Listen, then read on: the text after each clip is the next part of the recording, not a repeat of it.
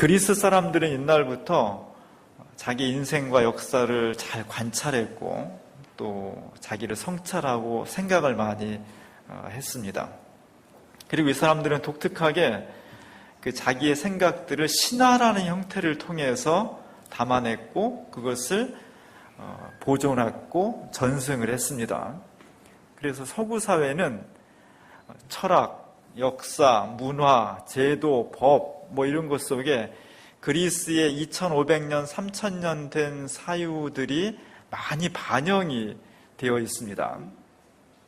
오늘 우리가 그것이 왜 중요하냐면 우리나라는 60년대 이후부터 우리나라 전체가 내걸은 슬로건은 조국 근대화였습니다. 여기서 말하는 근대라는 것은, 근대화라는 것은 한마디로 말하면 서양을 배우자는 거예요. 그래서 서구의 사상과 문화와 신화가 오늘 우리들 삶 속에도 직접 간접적으로 많이 연관되어 있고 영향을 끼치고 있습니다. 그리스 사람들이 생각한 중요한 것 중에 하나가 죽음이라는 거였습니다. 그리스 사람들은 죽음을, 사람이 죽으면 이승에서 저승으로 이렇게 배를 타고 5개의 강을 건넌다고 생각을 했어요. 그 중에 5번째 강이 레테의 강이라는 것이었습니다.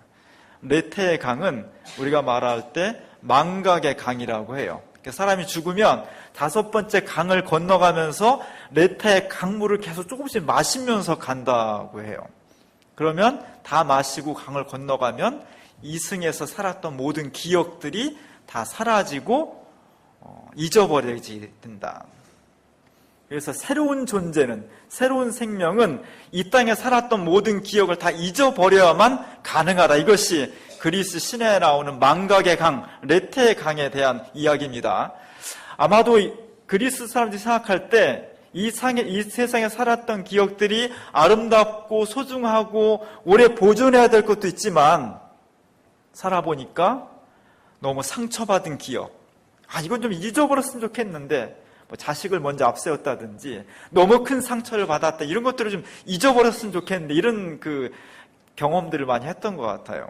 그래서 사람이 죽으면 새롭게 태어나는데 그러기 위해서는 이 땅의 모든 기억을 다 잊어버려야 된다. 곧 죽음이 뭐냐? 죽음은 이 세상에서의 기억을 잊어버리는 거다. 그걸 뒤집어 말하면 이 세상에 살면서 꼭 기억해야 될 것을 기억하지 못하고 망각하고 사는 삶, 잊어버리고 사는 역사, 이것은 진짜 살아있는 것이 아니라는 거죠. 죽었다라는 거죠. 꼭 기억해야 될 것을 기억하면서 사는 삶이 살아있는 삶이라는 겁니다. 그래서 제가 지난번에 한번 보여주었지만 그냥 그렇고 그런 멜로 영화, 내 머릿속의 지우개라는 영화에서 딱 하나 건질 대사가 있다고 그랬죠. 기억이 사라지면 영혼도 사라지는 거야. 저거 하나만 건지면 돼, 저 영화에서는. 알츠하이머병에 걸린 여자 주인공이 죽어가면서 저렇게 말을 하는 거예요. 기억이 사라지면 내 영혼도 사라지는 거야. 우리가 살아가면서 기억해야 될 것이 굉장히 많이 있습니다. 성경은 뭐냐? 성경은 한마디로 말하면 이스라엘 사람들이 그들의 인생과 역사 속에서 하나님을 경험했던 것, 하나님의 은혜를 느끼고 체험했던 것을 어떻게 하면 잊어버리지 않을까? 어떻게 하면 잃어버리지 않고 내 대뿐만 아니라 내 후손들에게 계속 전달할 수 있을까라는 어떤 기억의 투쟁의 산물이에요. 기억하기 위해서 막 몸부림을 치는 거예요. 그것의 결정판이 성경이 되는 겁니다. 그리고 그것을 내 대에서뿐만 아니라 우리 후손들한테 잘 물려주기 위해서 이스라엘 사람들은 성경에 이것을 담았어요. 구약에 수많은 구절들이 있는데 그 중에서 이스라엘 사람들이 제일 중요하게 여겼던 구절은 신명기 6장에 나오는 구절입니다. 신명기 6장 6절부터 보면 쉐마라는 부분이 나와요. 제가 여러 번 얘기를 했습니다. 하나님 말씀을 잘 간직하라는 거예요. 마음판에 새기고 그것을 너만 간직하지 말고 내가 정말 사랑하는 자식들한테 잘 물려주라는 겁니다.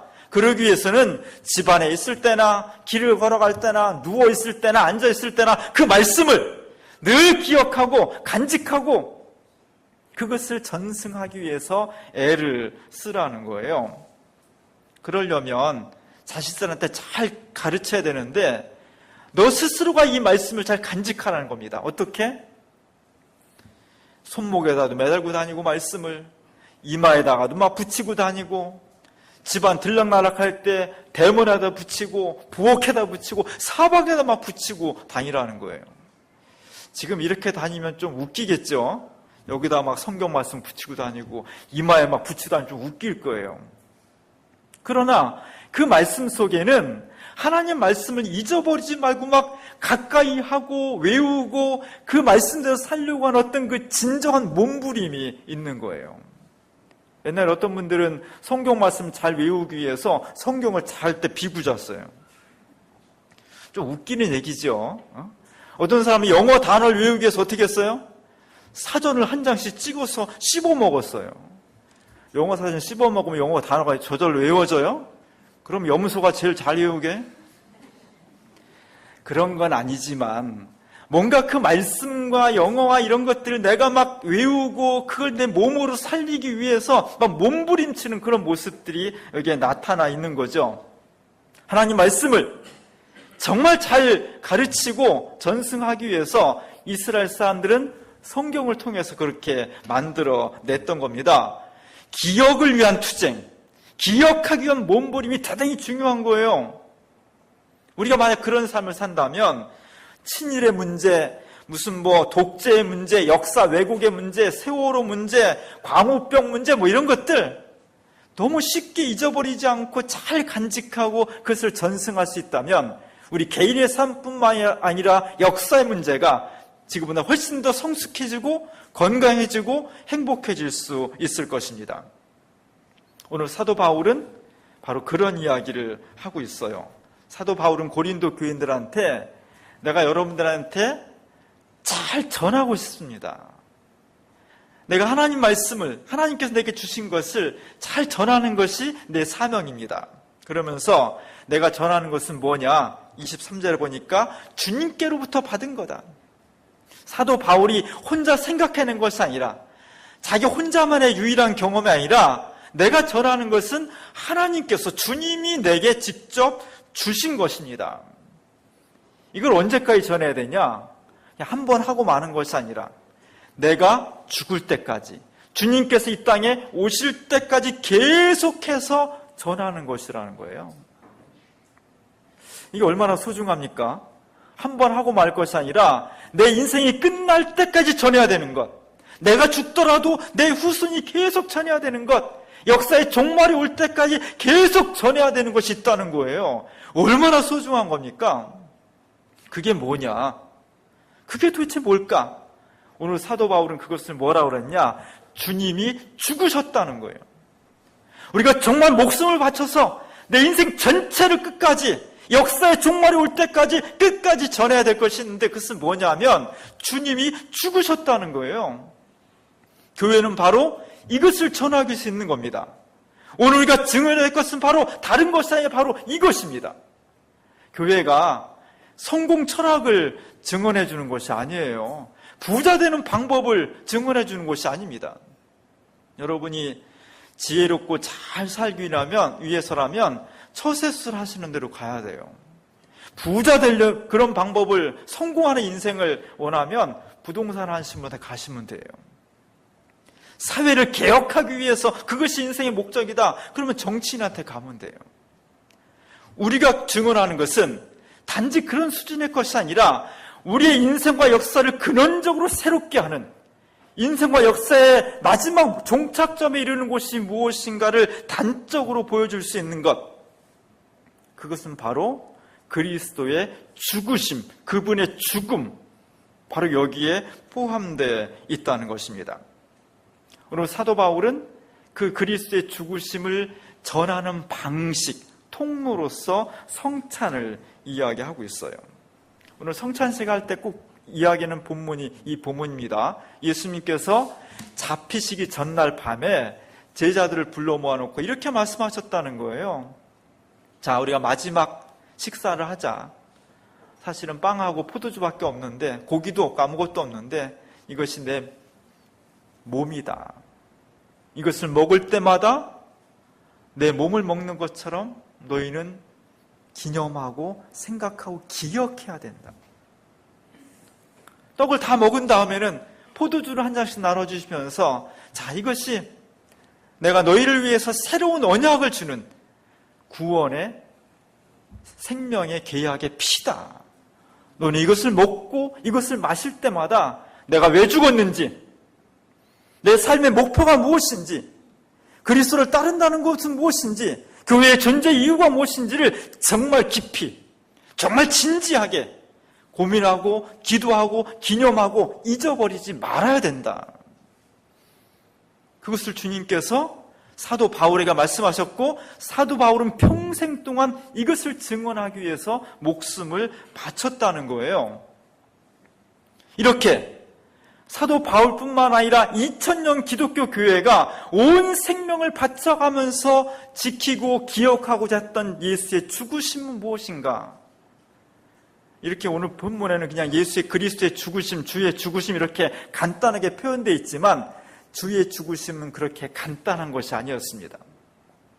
우리가 기억하고 증언해야 될 것은 그리스도는 왜 죽으셨는지, 그분은 어떻게 죽으셨는지, 그분의 죽음과 내 인생과는 어떻게 연관되어 있는 것인지, 그분이 사흘 동안 죽어있다가 부활하셨다는 것은 도대체 나에게 어떤 의미가 있는 것인지, 내가 살고 이 역사에 지금 가는 방향이 그리스도의 십자가와 부활과는 어떤 연관성이 있는 것인지, 이 모든 것을 포괄하는 개인의 인생과 역사의 종말과 역사의 방향이 바로 그리스도의 죽음과 아주 밀접하게 연관되어 있다는 것, 바로 그것을 증언하라는 것입니다.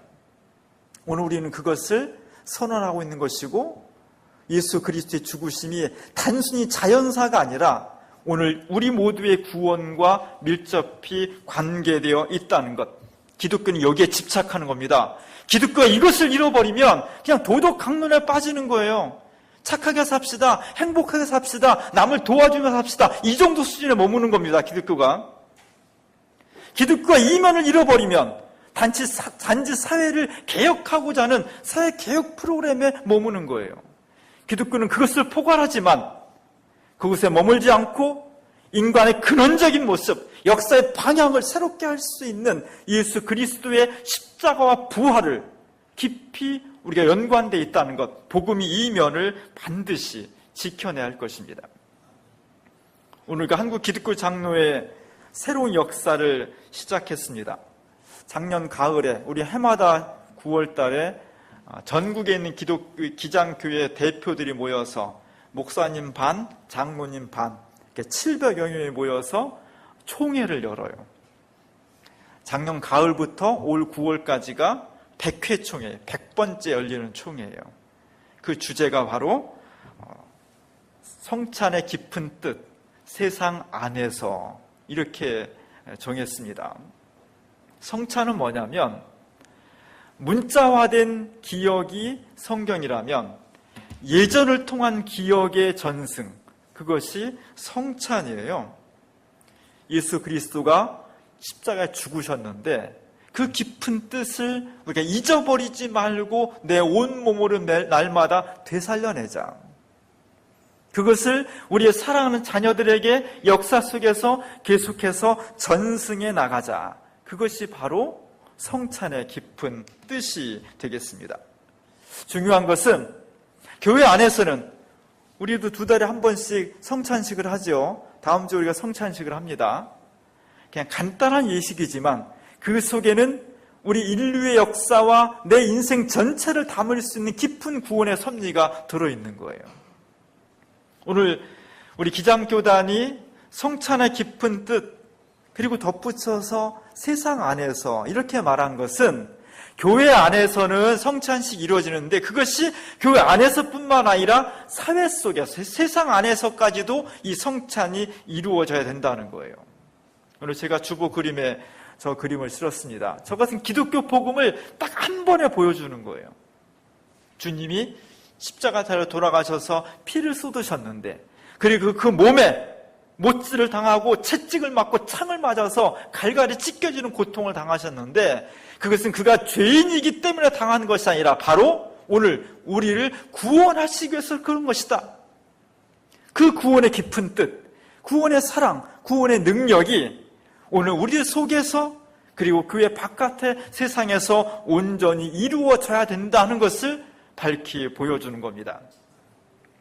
기장교단은 사실 1953년도에 시작이 됐어요. 그 전에는 장로교가 하나였었는데 1953년도에 장로교가 예수교 장로교와 기독교 장로에 이렇게 나뉘어집니다.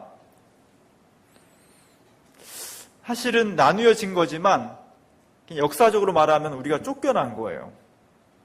우리를 쫓아냈어. 왜 쫓아냈냐? 우리를 자유주의 신학이라고 또는 신신학이라고 이렇게 해서 쫓아냈어요. 쫓겨나오면서 우리 교단의 선조들이 4가지를 선언했습니다. 우리는 이렇게 신앙을 고백합니다. 크게 말하면 이런 거예요. 신앙이란 뭐냐? 그것은 어떤 교권이나 교리가 필요하긴 하지만 신앙과 복음을 그렇게 교리와 교권으로 얽맬 수는 없는 거다. 성경은 스스로 하나님께서 성경을 통해서 말씀하시는 바가 있는데 그것을 우리가 정말 기쁜 마음으로 잘 들으려고 해야지 어떤 교권주의자들이 교리를 통해서 꽉 이것을 규정해서는 안 된다. 그런 의미를 얘기하는 겁니다. 또 하나는 50년대까지만 하더라도 해외 미국에서는 선교사들이 한국교회를 꽉 쥐고 있었거든요. 우리는 한국 사람들에 의한 복음, 한국 사람들이 주체적으로 세우는 교회, 우리가 주체적으로 고백하는 신앙이어야지 미국 사람들, 유럽 사람들이 와서 전해준 그것만 가지고는 안 된다. 자립, 자조, 주체적인 교회가 된다. 그러면서도 한국 사람들 틀에만 갇혀 있는 것이 아니라 세계 교회가 지금 어떤 흐름과 어떤 신앙을 고백하고 있는지 늘 그들과 함께 호흡하면서 걸음을 맞춰갈 수 있는, 지금으로 말하면 에큐메니컬 교회를 지향한다. 이런 4가지를 선언했습니다. 지금 들으면 당연한 거지만 60여 년 전에 이런 선언은 굉장히 파격적인 거예요. 그래서 많은 사람들이 놀랐어요. 그래서 그때는 막 우리를 이단이라고 했습니다. 근데 50년, 60년이 지난 다음에는 한국에 있는 주요 교단들이 지금 다 그 걸음을 따라오고 있습니다. 그만큼 기장교단은 좀 파격적이면서도 선구자적인 그런 길을 걸었기 때문에 고난도 받은 거예요. 이렇게 시작한 우리 교단이 60년대, 70년대, 80년대를 지나오면서 또 하나의 중요한 성격을 형성하게 됩니다. 그것은 군부 독재, 유신 체제, 또 5.18 광주를 짓밟고 군부 독재가 새롭게 등장했을 때 이 사회를 구원해야 될 기독교 복음은 뭐냐? 불의한 권력에 자신 있게 맞서야 되는 거다 하면서 기장교단은 사회의 정의를 바로 세우기 위해서 무척이나 노력을 했던 거예요. 왜냐하면 구원은 뭐냐? 구원은 사람을 구원하는 겁니다. 낯익은 얼굴도 있죠. 사람을 구원하는 건데 그 사람이 사회와 무관하게 진공 상태에 있는, 공중에 뚝 떨어져 있는 개인이 아니라 그 개인을 둘러싸고 있는 것은 언론, 사회, 제도, 문화, 법 이런 것들이 다 둘러싸고 있어서 그 개인에게 아주 중요한 영향을 미친다는 거예요. 결국 구원이란 뭐냐?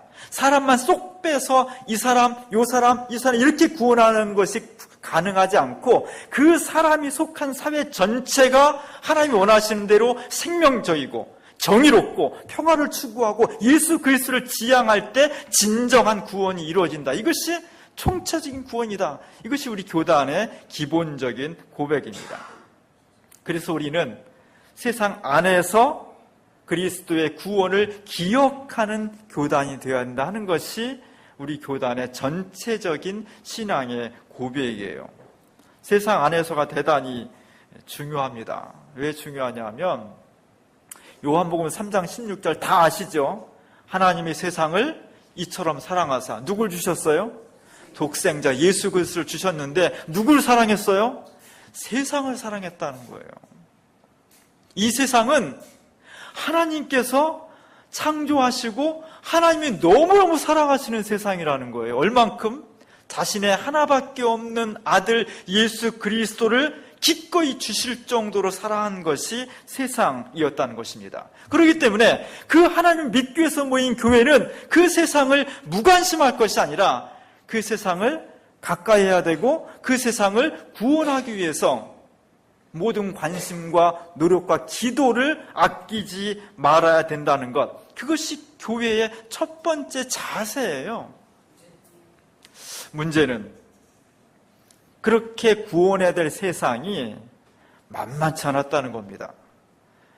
호락호락하지 않았다는 거예요. 우리가 가서 예수 믿고 구원받으시면 알겠습니다 하고 예수를 턱 믿는 그런 구조가 아니었다는 겁니다.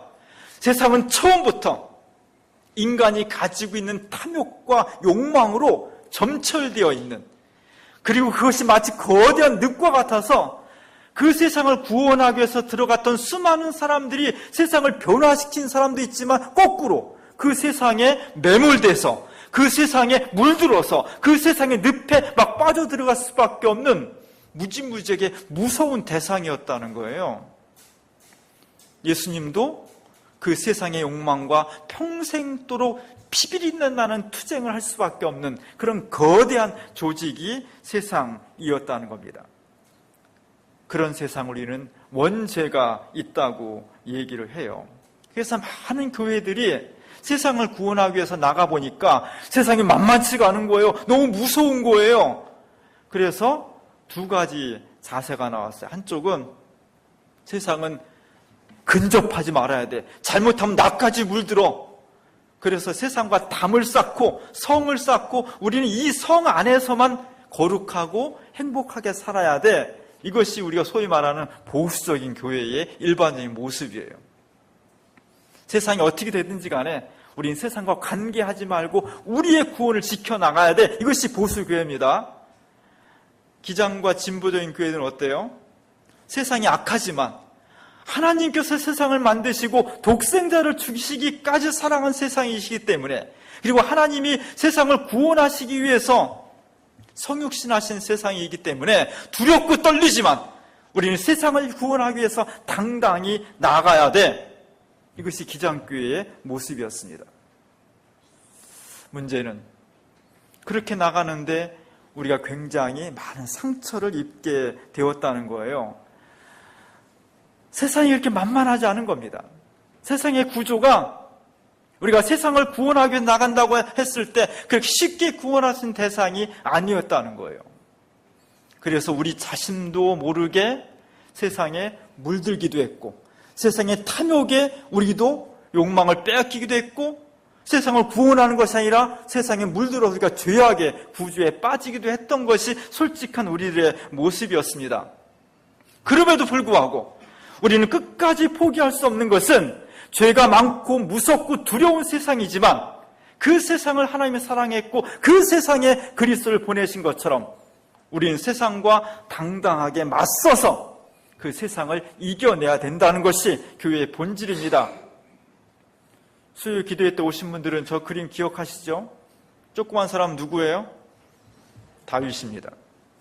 골리앗이란 거대한 세상, 욕망과 체계와 구조와 똑똑한 정말 무서운 그런 세상을 상대해서 우리 교회는 사실은 힘도 없고 능력도 없고 다윗처럼 왜소합니다.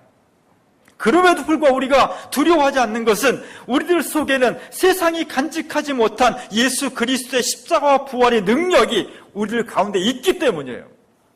그래서 우리는 당당하게 예수 그리스도 이름으로 다윗이 만군의 여호와 이름으로 나갔듯이 예수 그리스도 십자가 달리신 주님, 부활하신 주님 그 이름으로 나가는 것입니다. 나가서 세상을 끌어안고 그 상처를 치유하며 그 탐욕과 두려운 욕심을, 죄를 그리스도의 십자가의 보혈을 통해서 당당히 이겨나갈 수 있을 때 진정한 교회가 될 수 있다는 것입니다.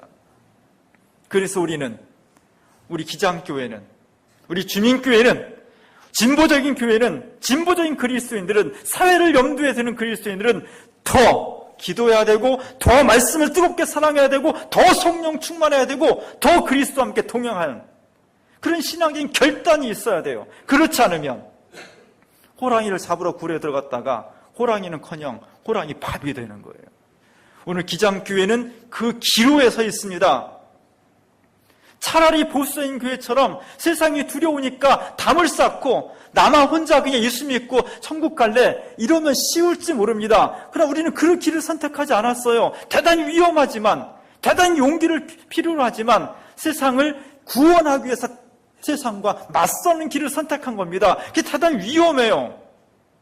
그리고 많은 교회들이, 많은 진보적인 신앙인들이 그 위험 속에 늪으로 빠져들어갔던 겁니다. 우리 주민교회는, 우리 기장교회는 다시 결단해야 돼요. 하나님께서 우리에게 성령을 주십시오. 우리가 뜨겁게 기도할 수 있도록 도와주십시오. 우리가 말씀 붙잡고 정말 이 사명을 포기하지 않고 이 세상과 맞서서 지지 않도록 우리를 붙잡아 주십시오. 이런 뜨거운 결단과 신앙이 없으면 세상을 구원하기는커녕 우리가 세상에 무너져 버릴 수밖에 없는 겁니다. 오늘 우리는 다시 100회 총회를 맞이하면서 한국교회 전체를 살리기 위해서 기장교회가 일어서야 되고, 기장교회를 살리기 위해서 주민교회가 세상에 지지 않는 교회, 세상을 구원할 수 있는 교회가 될 수 있도록 우리 스스로 결단해야 돼요. 열심히 기도하십시오.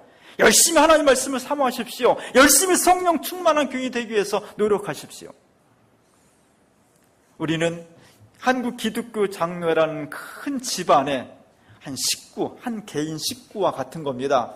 그 책임을 기쁨으로 잘 감당해서 우리 주민교회가 한국 기독교 장로회를 살리고, 한국 기독교 장로회가 한국 교회를 다시 부흥시키고, 한국 교회가 세계 교회를 새롭게 생명으로 나아갈 수 있는 그런 첫 출발점이 되어야 할 것입니다. 기장교회로서 우리 주민교회가 이 뜨거운 사명을 잘 감당할 수 있기를 주님의 이름으로 간절히 축원합니다. 기도하겠습니다.